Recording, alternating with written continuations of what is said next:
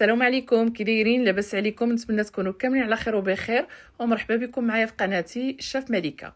اليوم غنشارك معكم الدجاج مشوي في الفران بطريقه سهله. تبعوا معايا الطريقه والمقادير.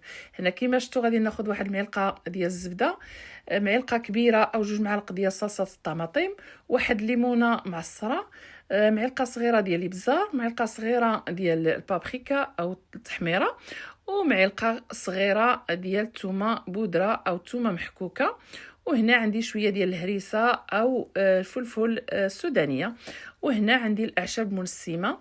المهم انا هنايا درت الازير، نتوما ديروا اللي بغيتو. من بعد غادي نزيد شويه ديال المليحه، وغادي نخلط داك الزبده مع العطريه. ماشي مشكل، ما واخا ما تدوبش داك الزبده غتبقى هكا باينه، ماشي مشكل، غادي تذوب بالعافيه في الاخر في الفران. غادي ناخذ هكا الدجاج وغادي ندخل فيه داك الشرموله هكا مع الجناب تحت داك الجلده اللي تتكون ديال الدجاج. المهم غادي تشرملوه مزيان، والدجاج غادي تغسلوه مزيان مزيان بالخل او الحامض والمليحه، وتخليوها شويه في الملحه والحامض، ومن بعد تغسلوه مزيان وديروه في الشبكه يقطر.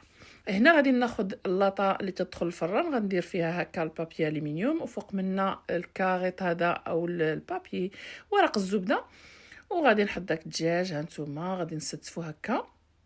المهم نتوما تقدروا ديروا حتى دجاجه صاينه بهذه الطريقه هذه حتى هي ممكن. صافي غادي ندير داك الشرموله اللي بقات هكا، غادي ندخلها في الدجاج، ومن بعد غادي ناخذ هكا ورق الزبده ونديرو من الفوق. شفتوا ما درت لا ما لا زيت لا حتى حاجه. ومن بعد غادي ندير البابي الومنيوم من الفوق، نشد مزيان ندخلو الفران لمده ساعه.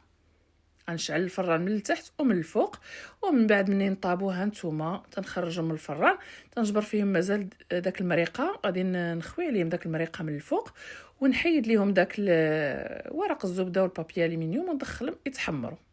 هنا راهم طايبين، خصهم يتحمروا. حاولوا معامي بشويه.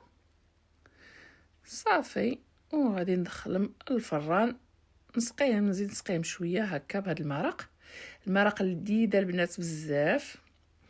صافي من بعد ما تحمروا شوفوا كيفاش جاو ما شاء الله لذاذين بزاف. هنايا غادي نرافق معنا بشويه ديال لي باط وشويه ديال لي فريت. هانتوما تيجيو مقرملين ومحمرين.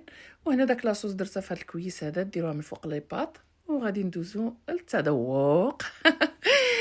وهنا غادي نقول لكم دمتم في رعايه الله وحفظه، الى الفيديو الجاي ان شاء الله، مع السلامه.